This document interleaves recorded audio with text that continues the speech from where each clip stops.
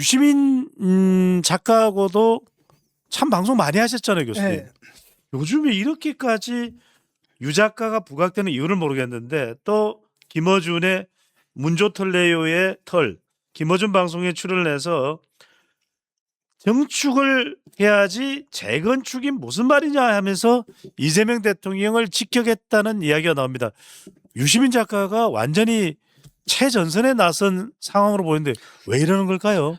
사실 뭐 유시민 작가하고 저랑 굉장히 많이 방송도 오래 했죠. 옛날에 그러니까요. 팟캐스트 했었고 한번 하면 그때 용어 상박이 스트리밍에 100, 막 다운로드 막 100만씩 가고 그랬던 와. 거. 스트리밍까지 합치면 막 100몇십만씩 가는 그걸 갖다 매주 했었으니까. 예. 그때 유시민하고 저하고 그다음 노회찬 작고하신 노회찬 의원하고 같이 셋이 했었는데 뭐라고 이름이 붙지 않았습니까?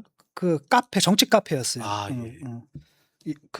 그때 제가 그냥 유시민 대놓고 앞에서 얘기를 했거든요. 예. 내가 노회찬하고 심상정은 100% 신뢰하는데 당신은 50%만 신뢰해. 어. 그런 측면이 있었어요, 뭔가. 그러니까 이 사람이 이게 그 정치 윤리 이런 것보다는 굉장히 공학적인, 그러니까 음모술수 공학 뭐 이런 거 있잖아요. 예, 이게 예. 굉장히 능하거든요. 그래가지고 나랑 판단 기준이 다르다는 생각을 여러 번 했었어요. 이게 우리는 이제 옳고 그르다라는 거고, 그러니까 노무현 대통령도 그렇잖아요. 내가 손해 보는 한이 있더라도 예. 옳으면 해야 되는 거고, 그걸 통해서 지지를 얻는 게 올바른 정치다라는 난 그런 생각을 하는데, 이 사람은 뭐 노무현 친노라고 하는데 딱 보면 노무현 대통령하고 전혀 다른 상황이거든요. 굉장히 계산이 밝아요. 그다음에 잔머리도 많고, 예. 그다음에 윤리적 판단보다도 굉장히 공학적 판단. 그러니까 옳고 그러다가 아니라 이게 그른 거다 하더라도 옳게 만들어야 돼. 지금은 뭐 이런 식의 사고 방식을 갖고 있어가지고 내가 좀 불신한 측면이 있었거든요. 예. 요번에 이제 그게 또 다시 드러난 건데 음. 이 사람이 좋아하는 그 내재적 접근 방법 있잖아요. 예. 나는 이해가 안 되지만 이 사람 속으로 들어가가지고 한번 이해를 좀 해보려고 하거든요. 그 무슨 얘기냐면은 이런 거예요. 그 이를 응원했던 사람들은 이 사람들은 뭘 원했냐면 증축을 원했다라는 겁니다. 문제는 뭐냐? 우리는 민주당의 근간이야. 우리가 민주당이란 건축 자체야. 아. 그런데 그 주인이 뭡니까? 새 주인이 왔네? 예? 새 주인이 왔다라고 한다면은 우리가 있는 여기에다 위에다 한 층을 더 올리는 건 괜찮아. 그것만 하란 말이야. 증축이네. 우리 내버려야 되고 증축을 하라 그랬는데 그게 아니라 재건축을 하는 거야. 우리를 허물고 거기다 뉴 이재명이라 그래가지고 뉴 이재명이랑 벽돌로 또 다른 집을 지으려고 한다라는 겁니다. 예. 그래서 그게 문제라는 거죠. 한마디로 그래서 이것도 의도가 된 거고 그걸 누가 지도하고 있냐면 이재명이 지도하고 있다라는 겁니다. 그래서 자기가 가만히 생각해 보니까 뉴 이재명이란 말이 나왔잖아요. 뉴 이재명이란 말은 무슨 얘기냐면은 니네들은 올드 이재명이라는 거고 진짜 이재명 아니다라는 거고 뉴라 붙었다라는 건 기존의 세력들은 올드하다는 얘기잖아요. 예. 니들 물러나라. 그 명칭과 함께 문조털레이유에 대한 공격이 그냥 본격적으로 시작되거든요. 실제로 그랬습니다. 그 당시에 이제 김어준도 있고 또 누가 있습니까? 최욱의 매불쇼인가? 매불입니다. 이게 이제 두 개의 라인이잖아요. 두 개 그 중심축이 있다 하면 그게 이제 그 변두리 방송들이 있었어요. 그 변두리 방송들. 얘네들 일제히 다 들고 나가서 때려대는 거예요. 때려대는 거고. 그러니까 유시민의 입장에서는 의심할 수밖에 없는 거죠. 얘네들이 왜 이렇게 조직적으로 움직이지? 그 전까지만 해도 친명, 친청 이런 분화 같은 게 있었다 하더라도 그렇게 뚜렷하지 않았거든요. 근데 분명하게 해서 우리를 떨어내려고 하네라는 걸 이제 깨달은 겁니다. 예. 그러다 보니까 이제 굉장히 극단적인 발언까지 이제 하게 된 겁니다. 그래서 뉴 이재명을 내세워서 조직적으로 문조탈려를 공격하기 시작했다라는 거고, 그러니까 그걸 걔네들을 뭐라고 불러요? 얘네들을 무슨 뭐 촉법 평론가라는 거죠. 용역 평론가. 그러니까 그 밑에는 뭐냐면 이제 애들이 어리다라는 게 있는 거예요. 예. 또 하나는 뭐냐면 나 같은 사람은 발언하게 되면 바로 이제 맞잖아. 얻어맞잖아. 책임성이라는 게 있는데 쟤들 책임도 안 져 그냥 막 그러니까 촉법이다 이렇게 얘기를 해버린 거죠. 근데 이게 또 젊은 세대들일 때는 이게 저거 뭐야 완전 꼰대 아니야 이런 식의 역풍이 불 수가 있는 겁니다. 예. 지금 그 얘기고 실제로 그런 일이 벌어지는 거예요. 지금 뭐냐면 우리가 알잖아요. 이번 선거를 통해서 우리가 확인했던 건 뭐냐면 드디어 586 세대가 갔다는 걸 확인한 거거든요. 특히 그걸 명확하게 보여준 게 한동훈.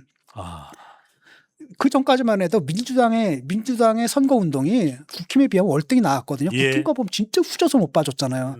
근데 이번에 최초로 뭐예요? 민주당의 선거 운동이 후져 보였어. 한동훈에 딱 비하니까. 근데 한동훈은 또 젊은 세대잖아요.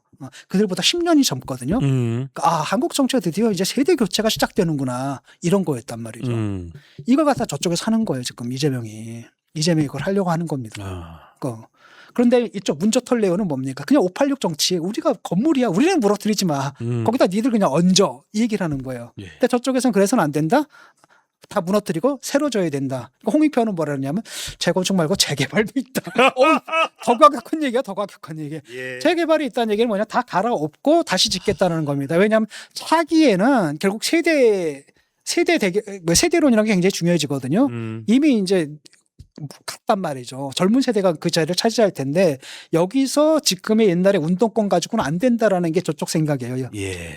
그러니까 여기는 또 젊은 애들 있잖아요. 자리 못 들어간 애들이 또 호시탐탐 노리는 애들 얼마나 좋아. 그러니까 얘들 사용하면 얘들 그냥 물불 가리지 않고 덤벼들거든. 예. 그래서 김호준 뜯어대고 뭐 최욱 뜯어대고 그냥 유시민 뜯어대고 예. 이러니까 유시민 올 때는 저희 완전 촉법들 아니야 이렇게. 이런 상황이 돼버린 거죠. 예. 그다음에 또 다른 한편으로는 그런 것도 있어요. 그러니까 그쪽에서도 나름대로 뭐가 일어나고 있다. 세대 교체가 일어나고 있다라는 거죠. 그런데 문제는 뭐냐면 그 세대 교체라는 게 사실 그 세대 교체를 갖다 밀고 나가는 애들 보면 걔네들도 어차피 586이거든. 그러니까 지들끼리 밥싸움이고 밥싸움이며 그 밑에는 뭐냐면 그 지지층들을 새로운 지지층을 규합하겠다라는 거 아닙니까? 보수 예. 중도로 가는. 그런데 그게 좀 애매모호한 게 김호준이 뭐라고 얘기했냐면 이런 얘기를 하거든요. 코어 지지층이 떨어져 나간다. 코어 지지층이 떨어져 나간다. 니들 그런 식으로 하게 되면 예. 코어 지지층이 떨어져 나간다. 근데 이게 무슨 얘기냐면은 오케이. 뭐 대통령이 이 사람 저 사람 갖다 쓸 수 있는 거죠. 근데 강성 지지층들이 볼 때는 말도 안 되는 사람. 예컨대 막 문재인 공격했던 사람 막 쓰고. 예. 한찬씩. 뭐 이런 사람 막 갖다 쓰고 이런 거 마음에 안 들지. 근데 문제는 뭐냐면 지지층이거든요. 그러니까 이른바 저들이 이제 기대는 게 이른바 뭐예요? 뉴 이재명이라는 거죠. 예. 뉴 이재명 세력이란 뭐냐면 이재명 49% 받았잖아요. 그런데 그때 지지율 얼마 받았습니까?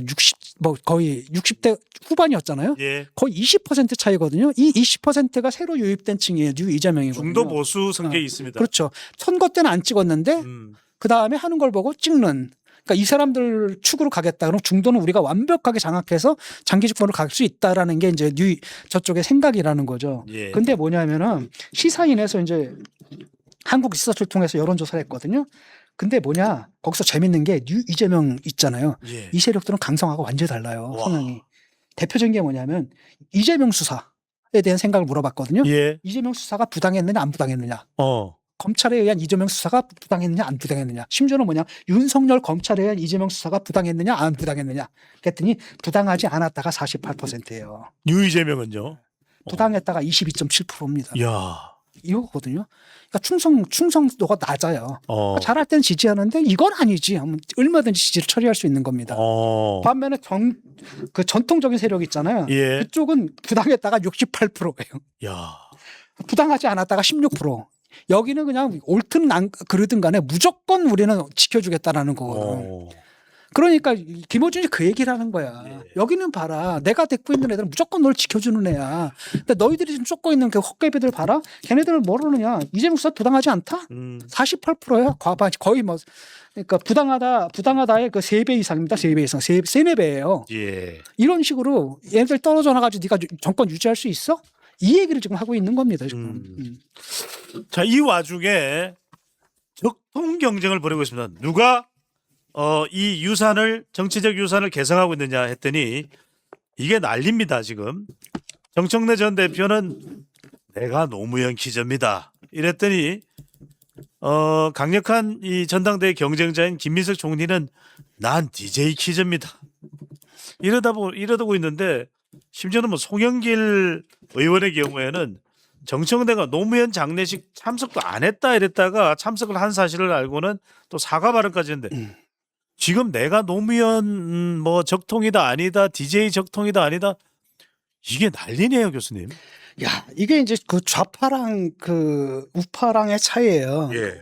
우파에서 쫓아낼 때는 어떤 식으로 쫓아냅니까? 장동혁이 한동훈 집권할 때는 옛날에 공안검찰이 M1 사람 잡는 식이잖아요.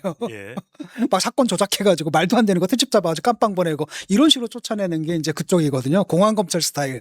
공안검찰 스타일이고 이쪽은 그러니까 그 당파 투쟁 스타일이에요. 그러니까 공산국가에서 그런 거 많이 하잖아요. 연합파, 예. 소련파, 김일성파, 남노당파 막 서로 해가지고 서로 막 하고 우리가 정통이야, 우리가 정통이야, 우리가 정통이야 이렇게 하잖아요. 그러니까 저쪽은 이단이고 수정주의고 뭐 이런 식으로 예. 나는 올소독스고 너희들은 수정주의여서 막 잘라내잖아요. 딱 그런 식으로 되고 있거든요. 그래서 적통 논란이 벌어진 겁니다. 이건 또 어떻게 보면 조선시대스럽기도 해요. 그러니까요. 뭐 조선시대스러운 예성 거죠. 논쟁 예성 같은. 논쟁도 아니고 심지어는 아니 장례식 가고 안 가고 그게 뭘 중요해. 한마디로 그건 뭐냐면 너 조상지사에도 못 가는 너 뭐 이런 식의 욕이라는 거란 말이죠. 근데 이건 사실은 잘못된 거고 알고 보니까 그날은 못 갔는데 외국에 있어. 예. 그래가지고 그 다음날 와서 그 장례식에 참여했다라고 하더라고요. 그러니까 이건 분명하게 송영길이 팩트 확인이 안 된 거죠. 그래서 그분은 사과를 했는데 이게 이제 의미하는 바는 뭐냐면은 이런 거예요. 정청래는 뭐냐면 김대중이 있고 노무현이 있어. 그 다음에 이제 문재인이 있고 예. 거기다음에 내가 정청래 이렇게 가는 거야. 이 라인이야. 이게 정통 라인이야 이런 예. 거거든요. 예. 이걸 쟤네들 깨는 겁니다. 네가 무슨 노무현이냐. 너 노무현 장례식도 안 왔잖아. 이걸 딱 끊어버리는 거예요. 그러다가 나중에 이제 자기가 사과를 했죠. 왔던 게 확인되니까 안 물러납니다. 그 다음에 뭐 하냐면 너 한미 FTA 반대했잖아. 노무현 대통령이 노무현 대통령이 업적 중에 하나가 한미 FTA 한 건데 네가 그걸 앞장서가지고 반대하는 거 아니야? 예. 네가 근데 친노야 말도 안 되는 놈. 그래서 이걸 얘를 갖다 호적에서 파는 겁니다. 이 호적에서. 네. 그다음에 그 자리에 누굴 집어넣는 거예요? 김민석을 집어넣는 거죠. 그래서 박지원이 뭐라 그랬습니까? 민주당의 적통은 김민석이다.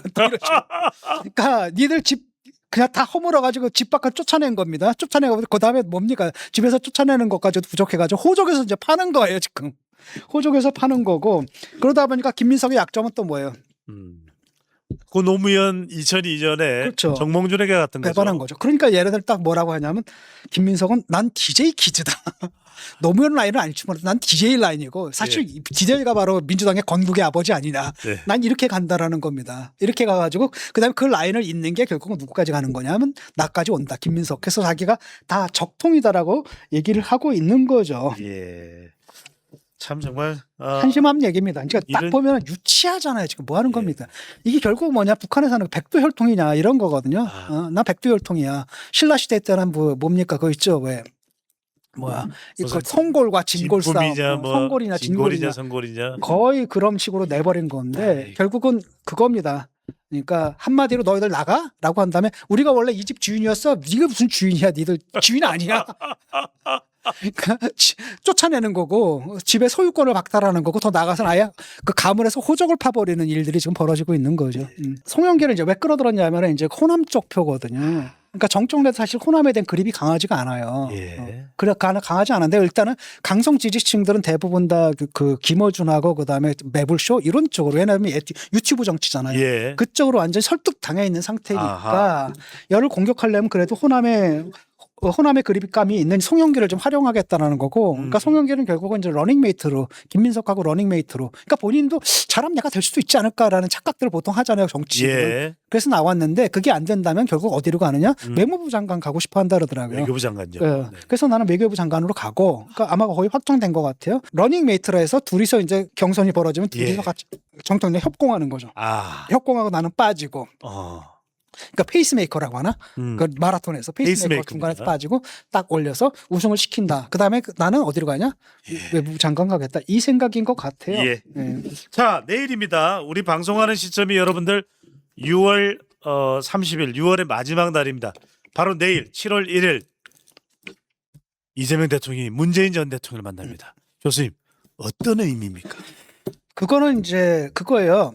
이것도 적통 노선 논쟁? 논쟁의 그 한 가운데 있는 겁니다. 문제는 뭐냐면 정청래가 누굴 찾아갔습니까? 바로 대통령은 뭐 월드클래스 문 전 대통령을 찾아. 바로 문 전 대통령 찾아갔거든요. 예. 그건 자기가 적자라는 얘기예요. 김대중 그러니까 노무현 뭡니까? 문재인은 누구의 친구? 노무현의 친구.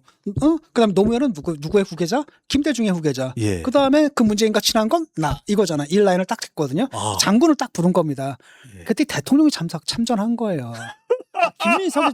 김민석은 찾아가기 참 힘들거든. 생각해 보세요. 지가 뒤통수 때렸는데 지가 어디 노무현을 찾아가. 낯짝이 있어야지. 못하거든. 그러니까 대통령이 대신 가주는 겁니다. 대신 가져가지고 장군에다가 멍군을 딱 불러주는 거죠. 그러니까 결국은 김대중 노무현 요게 약하잖아요. 요거 노무현으로 가야 되는데 노무현이 약하니까 대통령이 대신 떼어주는 거거든. 노무현, 문재인 이렇게 해가지고 그 다음에 김민석 요 라인을 만들려고 하는 거고 이들이 바로 민주당의 적통 라인이다. 이게 바로 뉴 이재명이다. 야. 너희들은 가라.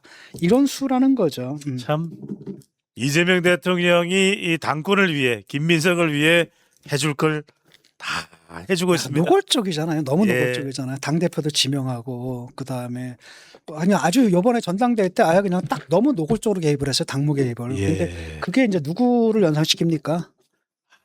누구를 연상시킵니까? 윤석열이 했던 짓이잖아요. 윤심. 그 말로가 별로 안 좋거든요. 아.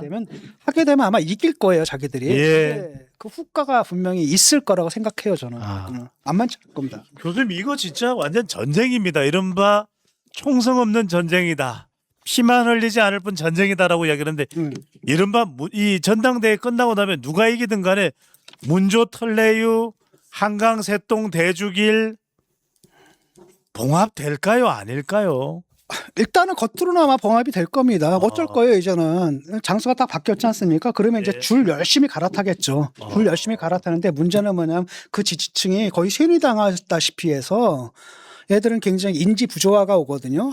그러니까 얘들이 확 돌아설 수가 있어요. 그러니까 아까도 얘기했듯이 이 사람들은 주로 뭐냐니까 이재명이 뭘 해도 다 그냥 다 덮어줄 의도 그런 의지를 갖고 있었던 예. 그런 사람들인데 이 사람들이 마음에 상처를 입겠죠. 그러면 이제 그게 굉장히 큰 앙금으로 남을 겁니다. 그다음에 지금 싸우는 과정이 지금 전초전이에요. 아직 시작도 안 됐습니다. 그 과정에서 얼마나 세겠습니까? 뭐라고 합니까? 네가 갑자기 한미 FTA를 파고 나와? 최민희가 뭐라고 합니까? 그러면은 너 이인재적 총론 누구야? 너잖아. 후단협 만들어가지고 노무현 흔들게 누구야? 너잖아. 뭐 이거 다 까자는 얘기냐? 나 우린 다 깔 거야. 그러니까 파면놀이를 하자는 얘기냐? 이렇게 반발하고 있거든요. 그러니까 실제로 이게 벌어지면 엄청나게 부딪힐 겁니다. 부딪히고 그 가운데 굉장히 큰 상처들을 입겠죠. 그럼 그게 그냥 그대로 남아요. 그러니까 표면적으로 굽히고 그냥 정리가 되는 것 같아도 사실은 남고 그다음에 또 언제냐? 바로 뭐가 시작됩니까? 총선이 시작되잖아요. 공천이 시작되거든요. 예. 뻔한 거 아니에요. 불보듯 뻔한 거거든요. 이 사람들이 가만히 있겠습니까?